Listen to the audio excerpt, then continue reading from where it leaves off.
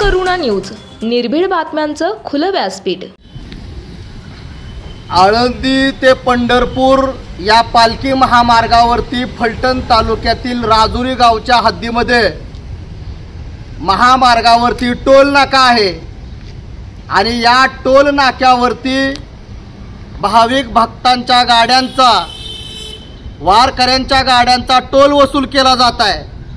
शिवाय स्थानिक फलटण तालुका आणि माळशिरस तालुक्यातील जे गाडीवाले आहेत, चारचाकीवाले, त्यांचाही टोल वसूल केला जात आहे आणि या विरोधामध्ये स्थानिकांचा टोल घेतला नाही पाहिजे, स्थानिक तालुक्यांचा पदाधिकाऱ्यांचा आणि तालुक्यातील नागरिकांचा टोल घेतला नाही पाहिजे आणि भाविक भक्त वारकरी जे माऊलींच्या पालखीच्या सोबत या रस्त्याने येत आहेत त्यांच्या गाड्यांचाही कसल्याही प्रकारचा टोल वसूल करू नये यासाठी आम्ही आंदोलन करणार आहोत असा इशारा आम्ही जिल्हाधिकारी सातारा यांना दिलेला आहे आणि जर तात्काळ याची अंमलबजावणी झाली नाही तर मात्र प्रशासनाला आणि टोल नाक्याच्या प्रमुखांना आमच्या रोषाला सामोरं जावं लागेल।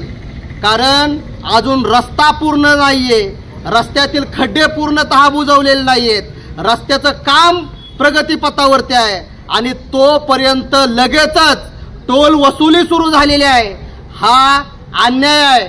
माझा सरकारला असा प्रश्न आहे की आषाढी वारी सुरू झालेली आहे आणि आषाढी वारीच्या निमित्ताने लाखो भाविक भक्त या रस्त्याने ये जा करत असतात, त्यांच्या गाड्या ये जा करत असतात, वारकरी या रस्त्याने जातात, त्यांच्या गाड्यांच्या दिंड्यांच्या गाड्या जातात आणि त्यांच्याकडून टोल वसूल करण्यासाठीच तुम्ही टोल सुरू करण्याचा जो निर्णय आहे तो चालू केलाय काय असा प्रश्न माझा सरकारला आहे।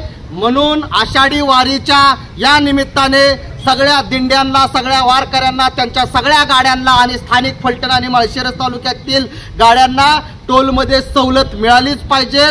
मोफत त्या ठिकाणी गाड्यांना, वाहनांना सोडलं पाहिजे, अन्यथा टोलवरती आणि यांच्या विरोधामध्ये आम्ही आंदोलन करणार आहोत। करुणा न्यूज चॅनलला सबस्क्राइब करा, लाईक करा आणि शेअर करा। पाहत रहा धनकरुणा न्यूज चॅनल।